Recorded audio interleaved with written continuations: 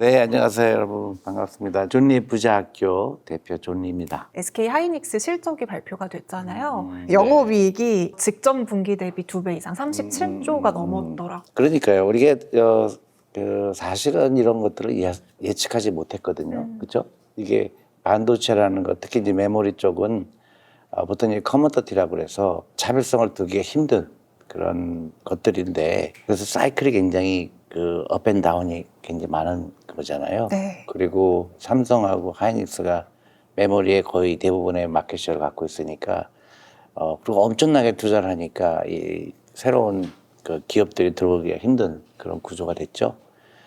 그래서 별로 경쟁자가 없게 된 거예요. 그리고 이제 유일하게 이제 쫓아올 수 있는 거는 이제 중국 기업들이겠죠. 그래서 당분간 경쟁자가 없다는 게 좋은 거죠. 근데 정말 이게 계속 이어질 거냐, 그거는 너무 낙관하는 것만은 아니라고 생각해요. 네. 지금 뭐 삼성전자 주가도 22만 원대 돌파했고, 그렇죠, 맞아요. SK 하이닉스도 123만 원 돌파했더라고요. 이 흐름이 언제까지 이어질까, 언제 팔아야 되는지도 궁금해하시는 분들 근데 많으실 것 이런 거 같아요. 갖고 우리가 이제 너무나 네.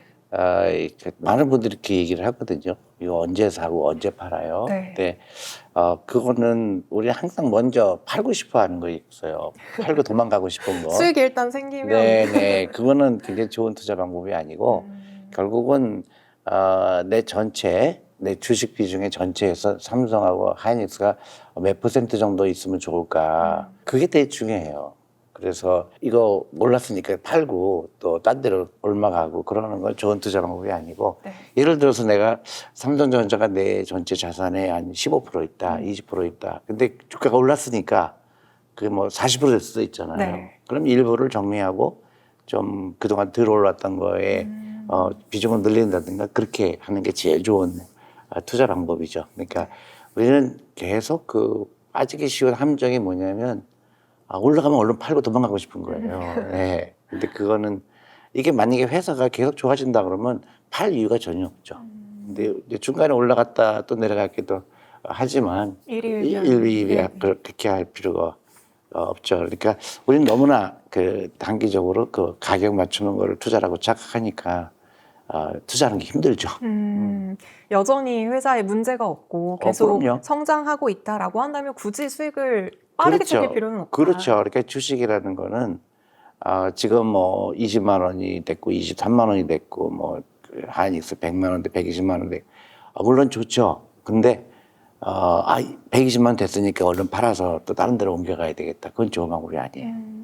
근데 아무래도 이제 반도체주는 그 반도체의 사이클이 있잖아요. 그래서 사이클을 보고 투자하시는 분들도 있으실 텐데. 근데 그게 사이클이 물론 있죠. 네네. 근데 그 사이클을 맞출 수 있는 사람은 없어요. 사람은 자기가 그걸 맞출 수 있다고 착각을 하죠. 네. 그걸 맞출 수 있으면 세계에서 제일 큰 부자 되죠. 그 사이클에 맞춰서.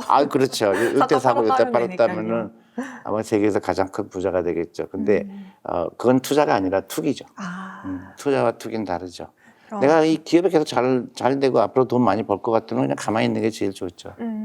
그럼 우리가 계속해서 지켜봐야 되는 건 실적주의, 그리고 계속해서 AI 쪽에 뭔가 투자가 이루어지고 있는지 이런 부분들을 집중을 해야겠네요. 예. 그래서 앞으로 매출이 계속 이게 좋아질 거 안 좋아질까 그런 판단은 뭐 틀릴 수도 있고 맞을 수도 있죠. 근데 그렇게 해서 투자를 해야지 단순히 얼마 돼 있으니까 팔고 또 다른 거 사고 그거는 이제 투기에 가깝죠. 네.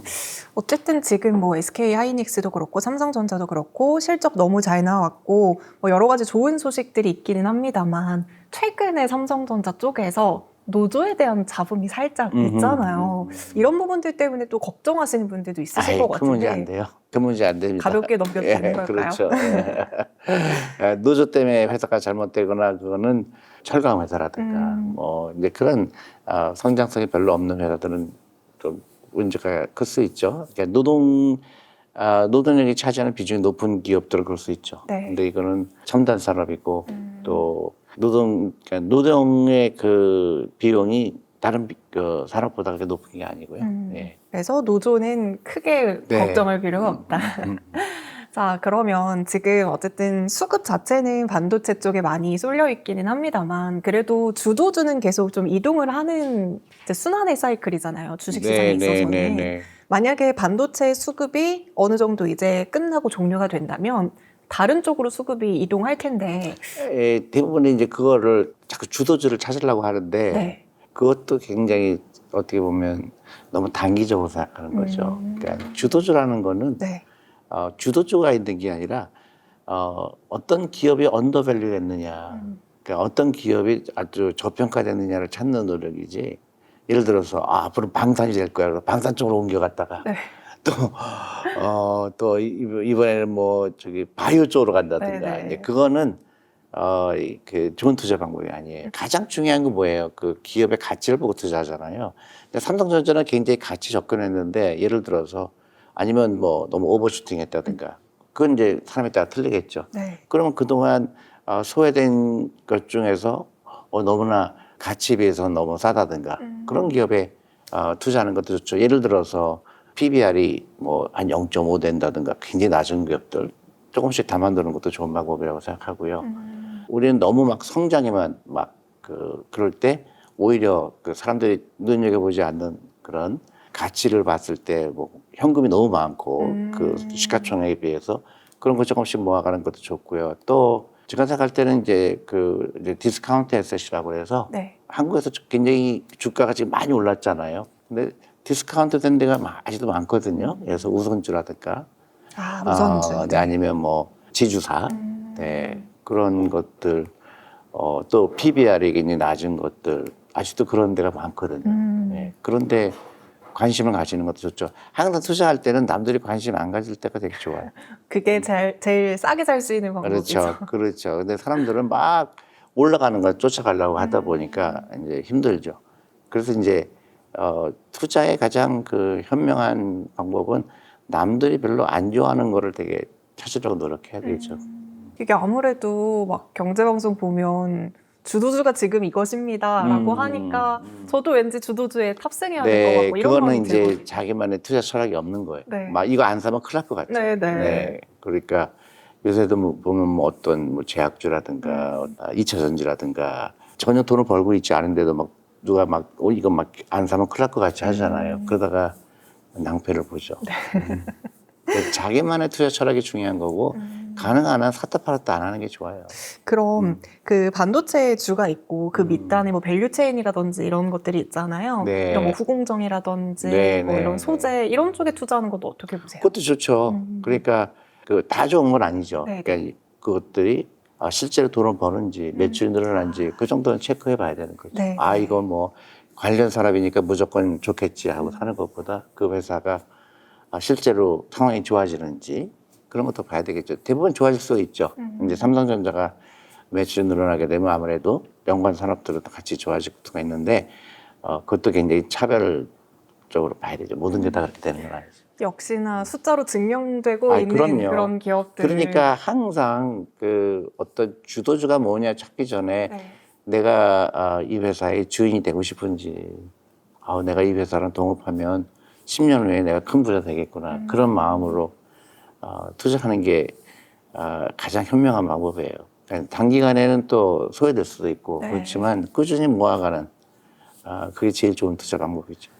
근데 이게 아무래도 이제 저도 사람인지라 주변에서 단기간에 막 돈을 벌었다 이런 얘기를 하면 내가 하고 있는 방법이 맞는 걸까? 그럴 수 있죠. 이런 생각이 예. 들거든요. 근데 반대로 네. 또 그렇게 했다가 또 굉장히 손해본 사람도 많아요. 근데 얘기를 안 하는 것 뿐이죠. 네. 제일 중요한 거는 남하고 비교하지 않는 거예요. 나만의 투자 철학. 그러니까 투자에서 성공하는 거는 네. 가격을 맞추는 게 아니에요. 시간에 투자하는 거지. 그러니까 일찍 시작하는 게 중요하고 여유자금을 투자하고 남이 어떻게 됐건 남이 뭐 몇십 프로 벌었던 그건 내 일은 아니거든요.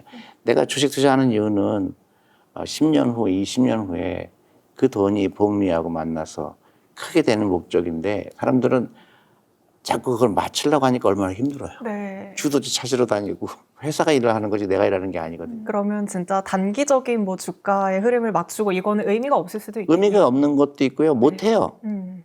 사람은 맞출 수가 없어요. 네. 근데 맞출 수 있을 것처럼 하죠. 차트를 보고 앞으로 주도주가 이쪽이 될 거고 이게 될 거고 그거는 투자가 아니라 그냥 카지노에 간 거예요. 그러니까 가만히 있는 사람이 제일 유리해요. 엉덩이 무거운 사람. 그럼요. 그래서 대신에 꾸준하게 사야 되겠죠. 그게 가장 현명한 투자가예요. 근데 그거를 자꾸 상대들이 잊어버리죠. 주가가 조금만 출렁이라도 막 그때 팔 걸. 또 올라가면 그때 살 걸. 네. 그거는 이제 그때부터는 투자가 즐거운 게 아니라 괴로운 거죠. 그럼 이런 전략도 있잖아요. 네. 아예 계좌를 네. 2개를 만드는 거예요. 네. 그래서 하나는 장기 투자용, 또 하나는 그래도 조금 단기 테마성의 투자를 해서 분리해서 이렇게 투자하는 전략은 어때요? 아니에요. 나는 뭐 50%는 투자하고 50%는 카지노 간다는 걸 똑같죠. 자꾸 카지노 가고 싶거든요. 네. 그죠? 단기에는 큰 돈 벌고 싶어서. 근데 그건 의미가 없어요. 그러니까 내가 노후 준비하려면 얼마가 필요한가? 10억이 필요한가? 20억이 필요한가? 만약 20억이 필요하다. 그러면 내가 60살 됐을 때 20억 정도 있어야 되겠다. 그러면 지금부터 투자해야 되겠다. 그게 투자예요. 1년이 어떻게 될지, 6개월이 어떻게 될지 그건 나하고 상관없어요. 지금 대표님이랑 이제 살짝 이야기를 하면서 느낀 거는 저는 오늘 뭐 삼성전자 반도체 이야기 이런 거 좀 여쭤보려고 했는데 기본적으로 내가 어떤 투자자인지를 먼저 좀 정의를 해야 되고 그렇죠. 네, 어떤 철학을 갖고 앞으로 사실 우리가 주식 투자 1년 하고 그만둘 게 아니잖아요. 그렇죠. 장기적으로 끌고 가는 이 흐름 속에서 어떤 가치를 가지고 투자를 해야 되는지 이 목적성을 정하는 게 너무 중요해요. 그렇죠. 정확히 말씀하셨고 네. 노후 준비예요. 노후 준비는 내가 노후 준비하려면 몇 년 남았나? 30년 남았나? 네. 20년 남았나? 그게 나를 결정하는 거죠. 그러니까 지금은 별로 돈이 없잖아요. 젊은 네네. 사람들. 그러니까 함부로 소비하지 않고 그 돈으로 투자하는 거죠. 지금 어떤 주식을 살까? 어떻게 이걸 왔다 갔다 할까? 그거는 전혀 중요하지 않아요. 전혀 중요하지 않아요. 그리고 막 정보가 많아야 될 것 같고 네. 막 차트를 보는 기술이 있어야 될 것 같고 줄 그어야 될 것 같고요. 그렇죠. 그거는 그 회사가 나의 노를 위해서 일하는 거잖아요. 근데 자기가 일한다고 생각하는. 근데 그걸 한시라도 잊으면 안 돼요. 네. 회사가 일하는 거지 내가 일하는 게 아니잖아요. 근데 대부분 막 그냥 뭐 요때 팔아야 된다, 네. 요때 사야 된다, 언제 들어가야 된다. 그거는 한두 번은 맞을 수 있죠. 근데 절대로 막 예를 들어 가장 많이 하는 실수가 주식시장이 너무 핫하니까 아니면 앞으로 나쁜 일이 일어날 거니까 일단 현금 비중을 늘려라. 네. 그리고 현금 비중을 줄여라. 그게 가장 나쁜 투자 방법이에요. 그거는 타이밍을 맞추려고 하는 거거든요. 네. 타이밍을 맞추려고 하는 거는 항상 투자가 돼 있어야 되고 분단 투자하고 여유 자금을 하고 그게 전부예요. 그러니까 타이밍을 맞추는 거 어떻게 보면 홀짝 게임이 홀짝 가까운 게임이고요. 거죠. 네. 카지노에 간 거죠. 카지노에 가서 이번에 올라갈까요? 내려갈까요? 맞추는 거죠. 그러니까 ETF도 막 인버스 같은 거 하려고 그러고 레버리지 하려고 그러고 그거는 진정한 의미의 투자가가 아니죠. 그거는 이제 갬블러. 저기 도박가. 그럼 결국에는 주식 투자는 빠르면 빠를수록 좋을 것 같은데 그렇죠. 지금 영상 보시는 분들 중에서 이제 자녀가 있으신 분들도 있으실 거란 말이죠. 몇 살부터 아이들에게 주식 투자를 권유하는 게 좋을까요? 권유한다기보다도 만약에 1살 때부터 계좌를 열어주는 게 최고죠. 왜냐면 복리를 만나야 그쵸, 되는데. 근데 대부분 그렇게 생각을 안 하죠. 나중에 어른이 돼서 시작하니까 그 너무나 많은 시간이 이미 흘러버렸죠. 네. 만약에 태어난 아이한테 50만 원씩 해줬으면 그 아이가 20살 되면 20년 투자한 거잖아요. 그러면 상당히 큰 돈을 가질 수가 있죠. 와, 등록금, 뭐 결혼자금 이미 다 끝났네요. 그렇죠. 그러니까 뭐 몇 억씩 갖고 있죠. 그래서 결국 시간의 게임이고 주식 투자도 시간에 투자하는 거지. 어떤 주식을 잘 골랐느니, 네. 어떤 주식을 잘 팔았느니, 들어가는 포인트가 좋았느니, 나쁜지. 목표 주가 알려주세요. 네. 이런 질문 많이 받으시죠? 그렇죠. 그걸 알면 내가 여기 안 있겠죠. 그거는 아무도 몰라요. 시간의 게임이고 누가 더 현명한 그 라이프 스타일이냐 결정되는 거지. 나 어떤 주식을 뭐 50만 원에 사서 100만 원에 팔아서 나는 엄청난 그 훌륭한 투자가야. 그 투자가가 아니라 운이 좋은 거죠. 운이 좋은 운이 좋은 거죠. 네. 그러니까 투자를 운에 맡기는 사람하고 아니면 투자를 라이프 스타일로 생각하고 내가 꾸준하게 하는 사람하고는 전혀 다른 라이프죠. 그러면 어쨌든 지금 말씀하시는 건 장기적으로 끌고 가라라는 개념인 거잖아요. 그렇죠. 그러니까 우리나라도 미국 시장만큼 우상향할 수 있다는 그런 시장 조건이 조금 더 갖춰진다면 사람들이 더 이제 신뢰하고 국내 시장에도 장기적으로 투자를 할 것 같아요. 그래도 과거와 비교해서는 많이 좀 올라와 있는 상황이긴 한데 조금 더 우리 국내 시장이 미국처럼 되려면 어떤 조건들이 충족이 되어야 될까요? 미국도 네. 그렇게 신뢰하는 시장이 아니었어요. 음. 월스트리트에 보면 막 굉장히 나쁜 것도 많았잖아요. 그리고 수수료도요 엄청 비쌌어요. 네. 옛날에 막 5%씩 수수료였어요. 주식 한번 살려고 그러면 그런 시대가 있었는데 1980년에 그 미국 정부가 기업가 개인들 노후 준비를 위해서 주식 투자를 해야 된다 하는 거를 그래서 소위 얘기하는 401K라는 걸 만든 거죠. 그게 결정적으로 지금의 미국을 만들었어요. 그래서 대신에 그 특히 직장인들은 월급의 10%를 무조건 주식에 투자하게 하고 이제 펀드죠 보통 네. 주식형 펀드 그다음에 못 팔게 한 거예요. 60세까지. 그리고 기업은 매칭 시스템이라고 그래서 만약에 100만 원 투자하게 되면 50만 원을 회사가 넣어줘요. 그러니까 안 하면 바보죠. 네. 그 시스템을 만든 거예요. 그랬더니 어떻게 돼요? 계속 돈이 들어오죠. 그쵸. 수급이 네. 있으니까. 그렇죠. 그다음에 주식은 계속 올라가고 더 플러스는 옛날에 미국의 기업들은 대부분 사양 산업이었죠. 네. 철강, 뭐 자동차, 전자. 그것만 있었으면 아마 미국 시장은 지금처럼 안 됐겠죠. 구글이 나오게 네. 되고, 테크 기업. 네, 구글 나오고 아마존 나오고 그게 이제 금융과 창업 정신이 만난 거거든요. 그래서 지금 미국이 된 거거든요. 한국이 지금 그 시점에 와 있어요. 한국이 그 시점에 와 있어서 지금 퇴직연금에 개혁을 하려고 하고 있고요. 그래서 DC형, 소위 얘기하는 DC형이 401K거든요. 네. 그래서 DC형이 지금 주식 비중이 굉장히 낮아요. 대부분 원금 보장량에 있죠. 보험 상품에 있죠. 그게 이제 캠페인을 해야 되고, 이제 주식 시장에 들어오는 것도 장기적인 문화를 갈 수 있도록 미국처럼 60세까지 못 팔게 한다든가, 또 장기 투자하는 사람한테는 세금을 깎아준다든가, 이제 그런 정책이 계속 나올 거라고 봐요. 그 다음에 제일 중요한 건 뭐죠? 기업 지배 구조가 좋아지죠. 그러면 꾸준하게 직장인들의 돈이 주식시장에 들어오고 단타가 아니고 네. 또 오랫동안 투자하는 자금이 들어오고 또 새로운 기업이 상장이 돼야죠. 그게 이루어진다 그러면 굉장히 우상해 할 수 있는데 그러니까 굉장히 많이 올랐죠. 2,500에서 지금 6,000이 됐으니까 맞아요. 벌써 2배 이상이 됐잖아요. 그러니까 사람들은 좀 피로감이 있죠. 이또 너무 많이 오른 거 아닌가? 그러면 나는 이제 일단 현금화하는 게 좋지 않을까? 그거는 좋은 방법이 아니고요. 6,000이 되건 5,000이 되건 4,000이 되건 꾸준하게 사는 게 제일 현명해요. 그래서 그거를 겁을 내면 안 돼요. 네네. 네, 내가 20년에 찾을 건데 겁낼 이유가 없죠. 그죠? 내가 맞아요. 당장 찾을 게 아닌데 그런 마음을 하면 투자가 제일 재밌죠. 이게 3월에도 폭락장이 있었잖아요. 그랬죠. 그리고 이미 회복하고도 남았잖아요. 그랬죠. 네네. 그러니까 그런 이제 마켓 타이밍 하는 사람은 그때 놀래잖아요. 전쟁까지 일어난다고. 야, 이때 좋은 타이밍이다. 팔죠. 그러다가 또 아이고 아니구나. 또 다시 사죠. 그때가 또 떨어지면 또 팔고. 근데 그거는 대부분의 많은 사람들이 거기서 실수하죠. 손절매하고 이익 실현하고 그거는 이익 실현은 언제 할까요? 내가 이 다음에 20년 후에 하는 거예요. 기업은 잘하겠고 잘하는데 어떻게 보면 씨앗을 심었다고 생각하면 되죠. 이게 개인 투자자들의 가장 큰 장점이 물론 기관이나 외국인보다는 자금이 적을진 몰라도 시간에 대한 그 장점이 있잖아요. 그렇죠. 그게 가장 큰 장점이라고 그다음에 개인 하시더라고요. 투자가 또 장점이 있죠. 네. 있죠. 뭐냐면 외국 투자가나 기관 투자가는 작은 기업은 손을 못 대요. 시총이 큰 기업들만. 그렇죠. 회사는 너무 좋은데 기관 투자가는 아예 패스할 수밖에 없어요. 너무 시가총액이 작으니까.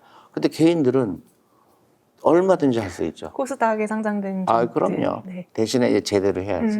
공부도 해야지. 그럼 재밌죠, 투자. 맞아요. 네. 이게 몇 번의 경험을 거치고 나다 보면 이렇게 투자해야 되는 거구나라고 이제 아마 알 수 있을 것 같고 지금 정부에서도 계속해서 국내 주식시장을 프리미엄화 시키려고 노력을 하고 있기 때문에 이렇게 한 단계 업그레이드 되면 외국인들의 수급도 더 국내에 쏠리게 되고 이게 선순환이 되지 않을까 싶습니다. 그렇죠. 네. 그러니까 우리 또 하나는 이제 우리 여태까지는 우리가 외국 자본에 대해서 약간의 적대감이 있었어요. 그죠? 며칠 전에도 신문에 보니까 외국 사람들한테 배당을 너무 많이 줘서 한국 돈이 뭐 빠져나간다. 이제 그런 시각에는 이제 그만해야 돼요. 외국 자본이 자꾸 들어와야 돼요. 맞아요. 네, 여기까지 저희가 어떻게 주식 투자를 하는 데 있어서 나만의 가치관과 철학을 가져야 되는지 알아봤고요. 2부에서는 좀 더 궁금해하실 법한 이야기, 하락장에서 멘탈을 견디는 법에 대해서 알아가 보도록 하겠습니다. 주식시장이 흔들릴 때 많은 투자자들은 뭔가 공포에 질리기도 하지만 어떤 사람은 이 하락장을 이용해서 커다란 성과를 내는 사람도 있습니다. 똑같은 시장이고 똑같은 하락장인데 누구는 패닉셀을 당하고 누구는 왜 성공을 거머쥐게 될까요? 제가 진짜 드리고 싶었던 질문 중에 하나가 대표님 지금 이 업계에 경력이 한 30년 이상 되신 네, 거죠? 그렇죠, 그렇죠. 정말 펀드 많은 예. 주식시장의 상승과 하락을 경험하셨을 아유, 테고 그럼요. 여러 가지 사건들을 경험하셨을 텐데 예, 맞아요. 3월의 폭락장은 어떻게 보셨는지 궁금합니다. 3월의 폭락장은 네. 이제 위기가 여러 번 있을 수가 있어요. 네. 이제 앞으로 투자하시는 분들도 언제든지 위기가 있습니다. 근데 제가 경험한 위기는 이제 미국에 있을 때는 이제 블랙 먼데이가 있었죠. 1987년에. 그 다음에 한국에 IMF 위기가 왔었고 또 미국에서는 또 모게지 금융위기가 왔었죠. 근데 3월 달의 위기는 좀 달랐어요. 그때는 블랙 먼데이는 약간 다르지만은 한국의 위기라든가 미국의 위기 같은 건 진짜 펀더멘털의 이슈가 있었죠. 은행들이 망하고 기업이 막 도산했어요. IMF 때는. 미국도 마찬가지고. 그러니까 그땐 공포스럽죠. 근데 이미 일어난 거잖아요. 네. 그러니까 다시 일어나려면 시간이 필요하죠. 그래서 그때 파는 사람이 제일 손해를 볼 가능성이 있죠. 그래서 여기 자금을 더 잘하는 거죠. 이미 일어났고 주식시장이 굉장히 공포에 떨 때 그때 더 살 수 있는 용기가 있어야 되거든요. 근데 어쨌든 간에 결국은 리커버 하죠. 근데 시간이 오래 걸려요. 네. 그런 경우는. 근데 3월 달에 한국 같은 경우는 그런 이슈가 아니었죠. 한국 기업들 돈도 많이 벌고 있고 또 튼튼하고 밸류에이션도 안 비싼데 외적인 건데 전쟁이 주잖아요. 맞아요. 그러면 그 전쟁 때문에 한국 기업들이 정말 얼마큼 피해를 볼까? 그건 단기적이라고 생각했고요. 그런 정치적인 이슈는 대부분 주가가 굉장히 출렁이지만 그때 대부분 그때가 좋은 투자 기회를 주기도 해요. 그래서 정치적인 이슈, 어떤 경제 외적인 이슈 때문에 떨어질 때는 조금 더 자신감을 가질 수가 있죠. 네. 빨리 다시 또 회복되는 속도가 빠를 수가 있죠. 이게 뭐 뉴스에서 보면 그런 얘기를 많이 하더라고요. 트럼프 대통령이 이제 집권하고 나서 관세 때문에 좀 비슷한 일들이 있었잖아요. 그래서 결국에는 그 이슈가 해결이 되면 다시 반등할 것이다. 전쟁도 좀 비슷한 시나리오로 지금 이어가고 있는 것 같아요. 그러니까 인위적으로 그런 인위적인 공포 때문에 내려가는 거는 펀더멘탈한 이슈가 아니죠. 네. 근데 이제 사람들한테 공포는 주죠. 네, 이게 저번 위기하고 이번 위기는 좀 다를 것 같다. 응? 그죠? 네. 그리고 이제 사람들은 이제 미래에 대한 불안할 때 이제 주식을 파는 경우가 있거든요. 근데 사실 알고 보면요. 매일매일 미래에 대한 불안은 있어요. 그건 항상 있는 거예요. 그러니까 주식시장에 좋은 뉴스보다는 나쁜 뉴스가 훨씬 많죠. 왜 항상 근데 부정적인 이슈에 더 크게 반응할까요? 왜냐하면 네. 실제로 우리가 살면서 새로운 어려운 일이 계속 생기거든요. 네. 그건 어쩔 수가 없는 거거든요. 아무리 좋은 기업도 갑자기 뭐 공정이 불이 난다든가 또 아니면 새로운 강자가 나타난다든가 항상 위기가 오죠. 근데 그거를 어떻게 해석하느냐가 중요하지. 그리고 나하고는 별로 관계가 없는데도 거기에 사람들이 놀라니까 나도 놀래고 한 거죠. 근데 조금 좀 길게 보는 사람한테는 또 기회가 보이기도 하는 거죠. 이게 분명히 3월에 뭐 증시가 하루에 뭐 12% 빠지고 맞아요. 이러다 예. 보니까 분명히 가지고 있던 주식을 던지신 분들도 정말 많으셨을 알죠. 거예요. 예. 근데 지금 이렇게 회복되는 걸 보면서 그때 왜 매도했을까 막 후회하시는 분들 진짜 많으시겠죠. 그렇겠죠. 그게 이제 우리가 얘기하는 마켓 타이밍이에요. 뭐 일단 팔고 보자라든가 또 막 올라가게 되면 또 따라서 사게 된다든가 그런 게 이제 타이밍을 맞추는 거죠. 그러니까 제일 하지 말아야 되니까 막 이렇게 현금 비중을 줄였다 늘렸다 하는 거예요. 그럼 아예 파란불일 때는 계좌 지우는 건 어떻게 생각하세요? 계좌를 지운다는 게 뭐예요? 그러니까 아예 어플을 지우고 안 보는 거예요. 그것도 좀 방법이 안 보는 게 좋아요. 그러냐 그게 건강하죠. 그냥 차라리 안 보는 네, 그러니까 이게 자동이체 해놓고 네. 뭐 ETF를 사건 자동이체 해놓고 뭐 한 달에 50만 원이다, 한 달에 100만 원, 뭐 70만 원. 그리고 안 보는 거예요. 안 보는 게 제일 좋아요. 대부분의 경우 우리 정보를 알아야 된다고 생각하잖아요. 맞아요. 정보 한 95% 정보는 필요 없는 정보예요. 예를 들어서 뭐 미국의 뭐 이자율이 어떻게 됐다, 뭐 인플레이션이 어떻게 됐다, 파월이 이자율을 뭐 어떻게 할 것 같다. 사실 나하고 상관이 없어요. 근데 알아야 될 것 같아요. 그렇죠. 네. 근데 쓸데없이 하는. 그걸 궁금해할 이유가 없어요. 제일 중요한 건 뭐예요?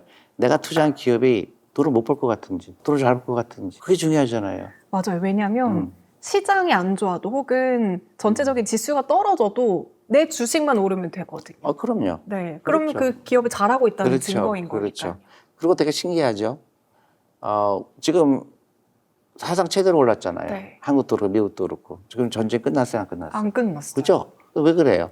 그러니까 무슨 얘기냐면은 이 주식 시장을 맞춘다는 거는 교만이에요. 맞출 수가 없어요. 그럼 멘탈 관리가 더 중요할 것 같아요. 그렇죠. 그러니까 나는 이 주식 투자하는 거 20년 후에 찾을 건데 지금 내려가는 게 좋아요, 올라가는 게 좋아요? 내려가서 더 많이 살래요. 그럼요. 지금 내가 20년 후에 만약에 10억이 필요하다. 네. 그럼 내가 지금 투자한 게 한 1,000만 원밖에 안 돼요.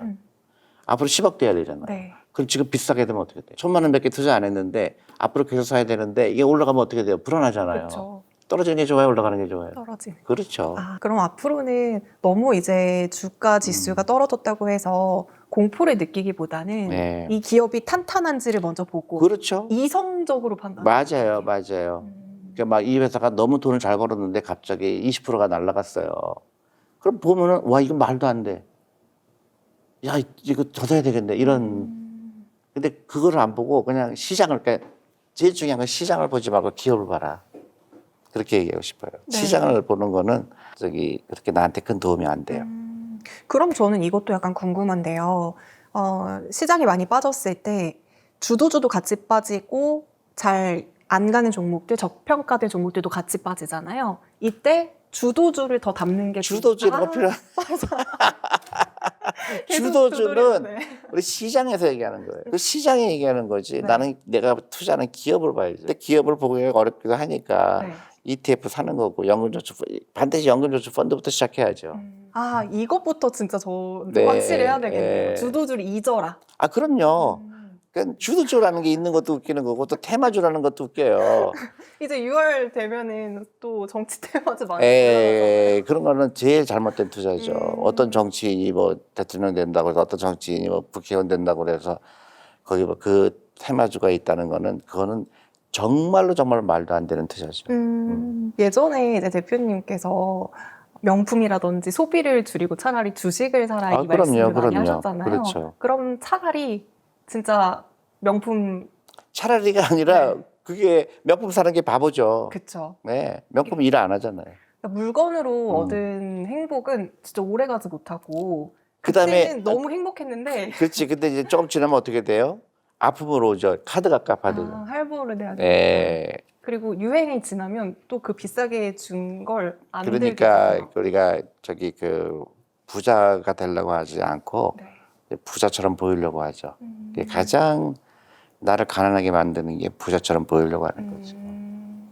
그럼 대표님 주변에 이제 그래도 부자분들 많으시잖아요. 어떤 공통적인 특징이 있어요?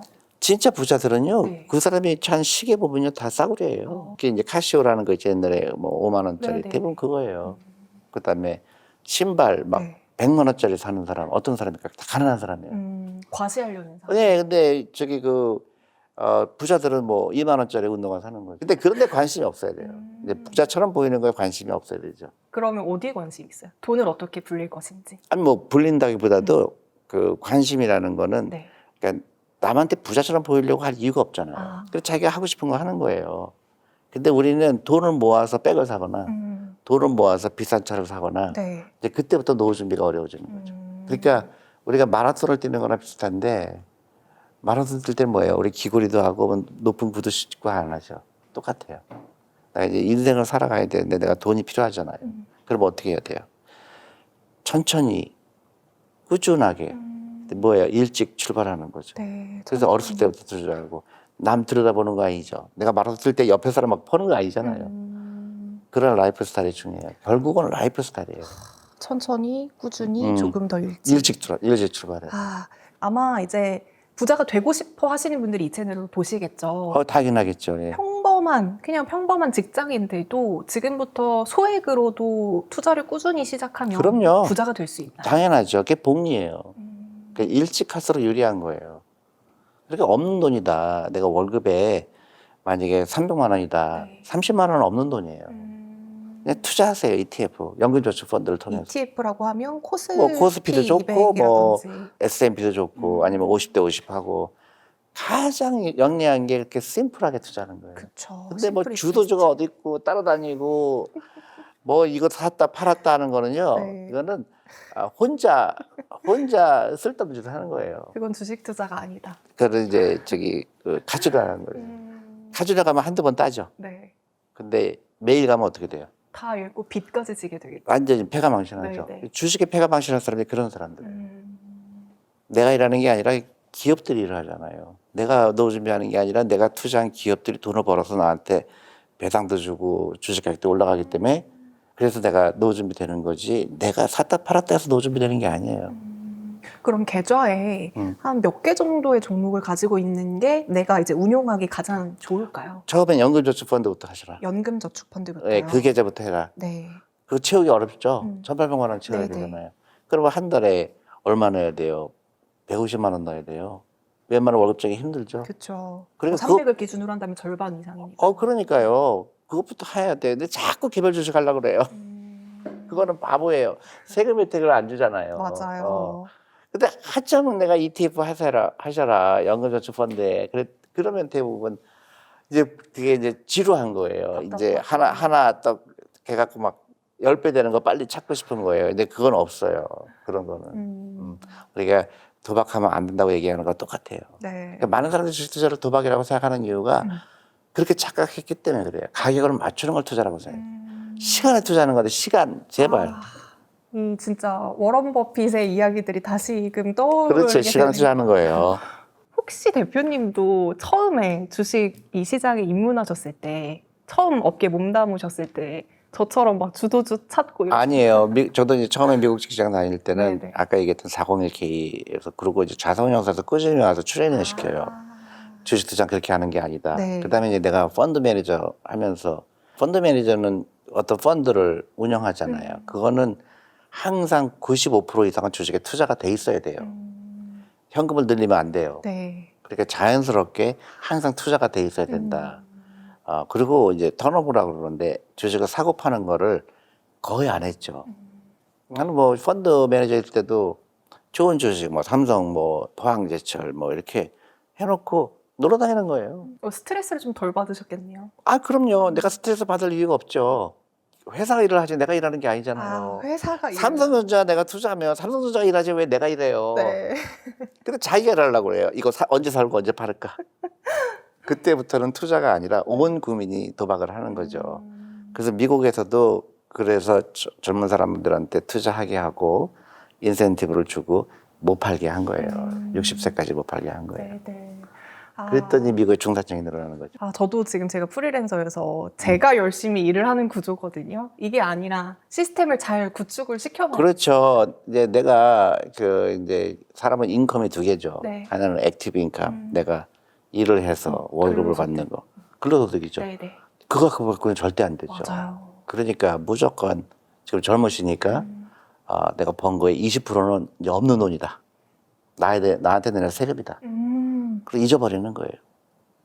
그리고 나서 나머지 소비하는 거고, 그 다음에 부자처럼 보이지 말고, 함부로 돈 쓰지 말고, 그게 전부예요. 너무 명언입니다. 네, 그게 전부예요. 근데 시간이 해결해줘요. 근데 내가 만약에 60세다. 그럼 어떻게 돼요? Too late. 그때는 너무 늦었다. 너무 늦었죠. 그렇죠. 빨리 시작할수록 복리가 더 쌓이는 거죠. 그렇죠. 그러니까 안타까운 거는 많은 젊은 사람들이 이 가장 쉽고 부자가 되는 비결을 몰라요. 그래서 자기가 일하려고 그래요. 그러니까 조금만 내려가도 막 좌절하고 조금 올라가면 막 좋아갖고 막 그거 그때 먹으러 다니고 네, 네. 오늘 내가 50만 원 벌었다. 이걸로 이제 소고기 쏘고. 소고기 쏘고 그거는 불행한 미래가 기다리고 있죠. 지금까지 내가 투자했던 게 사실은 투자가 아니라 네. 투기였다라는 네, 반성을 네, 하게 되는 네. 것 같습니다. 가능한 안 쳐다보는 게 좋아요. 그러면 조금 더 여러분들께서 노후 준비를 빠르게 시작할 수 있도록 어떻게 하면 지금부터 탄탄한 노후를 위해서 준비할 수 있는지 일단 노후가 완벽해지려면 어느 정도가 필요할까요? 보통 네. 그 내가 이제 60살이 됐고요. 네. 그 다음에 내가 이제 근로소득이 없다고 가정하면 내가 이제 100세까지 살아야 되잖아요. 예? 그죠? 40년. 40년도 예. 살아야 되네요. 그러면 내가 어느 정도 돈이 있을 때 원금에 손상이 없어야 되겠죠. 내가 시간이 지나면서 내 돈이 계속 줄어들게 되면 굉장히 불안하잖아요. 그쵸. 그러니까 보통 이제 미국에서 그 간단하게 계산하는 게 내 1년 생활비를 계산하는 거예요. 네. 내가 1년에 예를 들어 1억이다.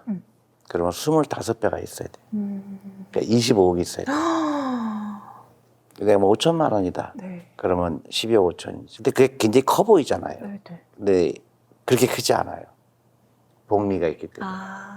그러니까 일찍 시작하게 되면 누구나 가능하다. 빨리 시작해라. 그렇게 말씀드리고 싶어요. 근데 보통 이제 우리나라의 정서에서는 노후 준비라고 하면 아무래도 부동산을 또 빼놓고 이야기를 할 수 없잖아요. 잘못됐죠. 그래요. 음. 부동산보다는 주식 투자가 훨씬 더 좋은. 부동산은 그 어떤 현금 창출 능력이 없거든요. 그냥 건물이잖아요. 그쵸, 그쵸. 그러니까 인플레이션을 정도를 따라가는 거라고 생각하시면 되죠. 그러니까 그 옛날에 경제 발전이 높을 때, 네. 그다음에 집이 부족할 때, 근데 도시화가 막 될 때, 그때는 집이 부족하죠. 근로자들이 막 지방에서 올라오고 막 그렇게 되면 그 경제 발전이 하니까 그러니까 집이 올라갔죠. 지금은 일본의 케이스가 좋은 케이스예요. 네. 지금 이제 고령화가 되잖아요. 맞아요. 그러면 자식이 옛날엔 5명, 6명 낳았잖아요. 지금은 1명? 아니면 결혼도 안 하는 경우가 많죠. 그럼 그 집을 누가 살까요? 매수할 수 있는 사람들이 줄어든다. 없죠. 그 다음에 매수할 이유가 없어졌어요. 근데 우리는 그런 고정관념을, 그리고 부동산이라는 자체는 하나의 에세이 클래스긴 하지만 네. 집착할 필요가 없어요. 근데 우리는 집은 무조건 올라간다는 착각을 하고 살아는 거예요. 당연히 주식시장에 더 많이 들어와야 되겠죠. 그래야 새로운 기업이 나오고 창출을 하죠. 이윤을. 근데 부동산은 이윤을 창출하는 것이 아니잖아요. 내가 네. 사는 곳이. 그럼 지금 노후 준비를 하고 싶어요. 그러니까 저도 아직 뭔가 노후 준비를 한 상황은 아닌데 제 나이 또래 뭐 30대, 40대 분들이 지금부터 노후 준비를 하려면 뭐 어떤 구조를 만들어내는 게 첫 번째, 네. 라이프 스타일이에요. 라이프 스타일. 첫 번째가 뭘까요? 내가 노후 준비하고 있는지 안 하고 있는지. 소비를 좀 줄여야 되나? 그러니까 자기를 이제 그 점검해야죠. 네. 그래 이제 보통 이제 파이낸셜 피트니스란 말을 많이 써요. 네. 우리가 몸이 좀 안 좋다든가 좀 그러면 어떻게 돼요? 우리 운동하러 가죠. 헬스장에 가죠. 그렇죠. 헬스장에 가면 제일 먼저 뭐예요? 그거 인바디. 인바디 하죠. 네네. 그 뭐예요? 내 상태를 아는 거죠. 그래서 내가 뭐 심장이 안 좋은지 아니면 너무 그 팻이 많은지 내가 건강 상태가 그 너무 근력이 없는지 하잖아요. 네네.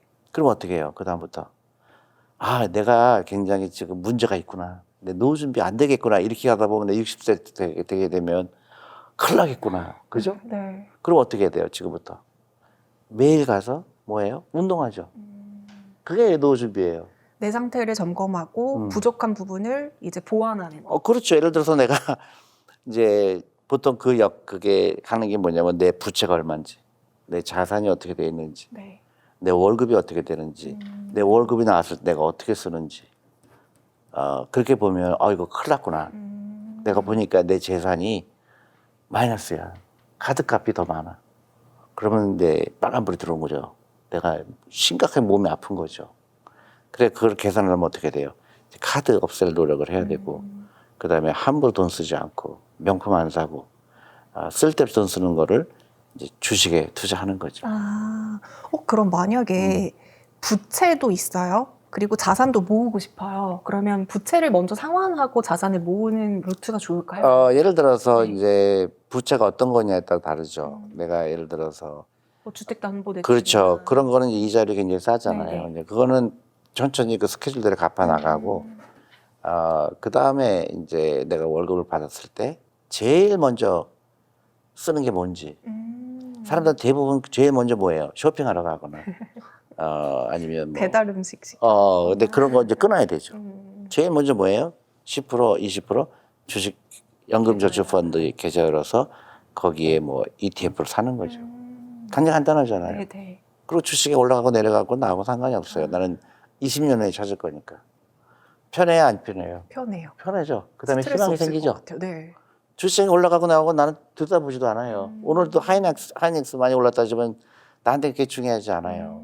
그렇다고 내가 하이닉스 팔 거 아니잖아요. 내일 봐도 돼요. 내가 왜 모든 사람이 하이닉스 올랐어 안 올랐어 그거는 나하고는 상관없어요. 그래서 안 보는 게 제일 좋아요. 그럼 젊은 친구들은 이렇게 지금부터 준비를 차근차근 하면 될 것 같고 만약에 이제 50대예요. 조금은 늦었을 수 있겠지만 그래도 50대 때는 은퇴를 하시면서 퇴직금이라는 목돈이 있으실 거란 말이죠. 그럼 이 목돈을 어떻게 사용하는 게 좋을까요? 그러니까 이제 보통 미국에서 많이 쓰는 그냥 간단하게 계산하는 방법이 110에서 자기 나이를 뺀 게 주식 비중이에요.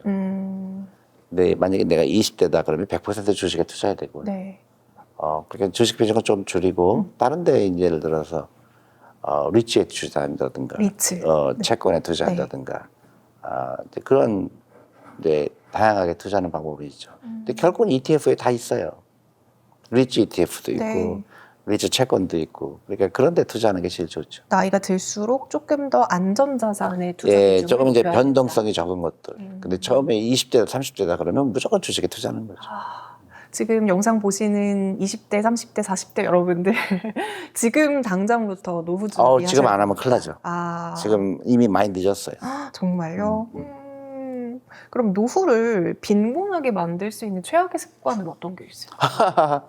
너무 많죠. 막 함부로 여행하는 사람, 막 과시하는 사람, 차도 막 비싼 거 사는 사람. 차도 없는 게 제일 좋죠. 서울에 살면서 차 필요 없잖아요. 차 없는 게 얼마나 좋아요. 맞아요. 자전거 타고 다니고. 자전거 타고 다니고. 튼튼한 두 다리가 있어요. 그러니까 그런 고정관념에서 벗어날 필요가 있죠. 꼭 차를 사야 된다든가, 아니면 차를 갖고 뭐 그런 과시를 한다든가 그럴 필요가 없죠. 이게 그런 거로 투자하는 거. 참 중요한 건 결국 주식 투자도 그렇고 인생에서 가장 중요한 건 남의 시선을 너무 의식하지 않는 것부터 시작하는 것 같아요. 그렇죠. 이게 다 시선 의식하니까 하는 왜 거잖아요. 의식하게 되냐면 네. 인생의 목표가 확실하지 않아. 그래서 그래서 우리 아버지가 뭐 엄청난 부자예요. 그래서 뭐 빌딩도 넘겨주고 뭐 돈도 넘겨줘요. 그런 게 다르죠. 대부분 사람 그렇지 않잖아요. 대부분 사람들 부모님이 그렇게 돈이 많지 않잖아요. 그럼 어떻게 해야 돼요? 내가 시작을 해야 되는 거고. 그래서 워런 버핏이 굉장히 재미난 얘기했어요. 태어날 때 가난하게 태어나는 건 네 잘못이 아니다. 근데 죽을 때 가난하게 되는 거는 네 잘못이다. 그런 거예요. 맞아요. 내가 노후 준비를 얼마나 현명하게 하느냐가 결국은 나의 인생을 조금이라도 더 편안하게 하는 거고. 그다음에 뭐가 좋으냐면 내가 그걸 시작하잖아요. 그럼 미래에 대한 희망이 생겨요. 맞아요. 그것 때문에 계속 동기부여가 생기고 그렇죠. 더 열심히 일하게 되고 그렇죠. 그리고 남이 뭐 이렇게 막 몇푼백 갖고 있는 게 부럽지가 않아요. 어떻게 보면 좀 안 됐죠. 저 사람 노후 준비 안 됐을 것 같은데. 맞아요. 인생은 또 길고 짧은 건 돼봐야 한다고 끝날 때까지 끝난 게 아니죠. 그렇죠. 그러니까 내가 이제 이 다음에 적어도 내 재산이 뭐 5억이 되건 10억이 되건 20억이 되건 그쪽으로 달려가는 거예요. 천천히. 그러니까 어저께보다 내가 오늘 좀 더 부자가 된 거예요. 그러면 이제 점점 사는 게 재밌죠. 저도 사실 노후 준비 어떻게 해야 되지? 특히 저는 프리랜서여서 퇴직금도 없단 말이에요. 그렇죠. 그러니까 걱정이 좀 많았는데 더 해야죠. 더 해야 돼. 그럼요. 네, 어떻게 해야 될지 좀 그 개념이 잡힌 것 같아요. 그럼 마지막으로 이제 노후 준비를 시작하기 좀 나는 늦은 거 아닌가 하시는 시청자분들을 위해서 한 말씀 부탁드립니다. 아니 노후 준비 늦은 사람은 하나도 없어요. 앞으로 100세 시대고요. 투자하기 제일 좋은 때는 지금이란 말이 있어요. 그러니까 당장 계좌하시고 연금저축펀드 계좌하시고 쉽게 하세요. 코스피 200 뭐 퍼센테이지는 알아서 하시고 S&P 500 두 개만 해도 돼요. 전혀 뭐 주도주가 어떻고 이런 거 전혀 의미도 없고 주도주는 잊어라. 필요도 없고 네. 거기 다 들어가 있어요. S&P 500에 들어가 있고 코스피 200에 다 들어가 있어요. 삼성전자 하잖아요. 다 거기 들어가 있어요. 그러니까 조마조마하지 말고 그다음에 투자에 대한 두려움이 없어야 되고 네. 이제 가끔 가다가 놀래키기도 해요. 올라가는 줄 알았더니 갑자기 폭락해요. 그것도 즐기세요. 즐기는 사람은 어떤 사람일까요? 조마조마하지 않은 사람이에요. 결국은 길게 투자하게 되면 다 올라가게 돼 있어요. 대한민국이 망할 것 같다 그러면 투자하면 안 돼요. 근데 저는 그렇게 보지 않아요. 앞으로도 이 대한민국의 미래는 좀 밝다고 봐요. 그리고 특히 젊은 사람들이 이 투자를 즐거워해야 돼요. 그리고 이제 금융에 관심이 있어야 되고 네. 그러면 대한민국 같이 좋은 나라가 없죠. 네, 이렇게 오늘 졸리 대표님과 함께 여러 가지 이야기들을 나눠봤는데요. 결국 뭐 투자도 그렇고 노후 준비도 그렇고 핵심은 믿음과 시간과 절제인 것 같습니다. 오늘 대표님과 함께한 시간들을 통해서 여러분들도 앞으로의 경제적 자유를 위해서 도움이 되시길 바라겠습니다. 대표님 오늘 말씀 너무 감사합니다. 네, 감사합니다.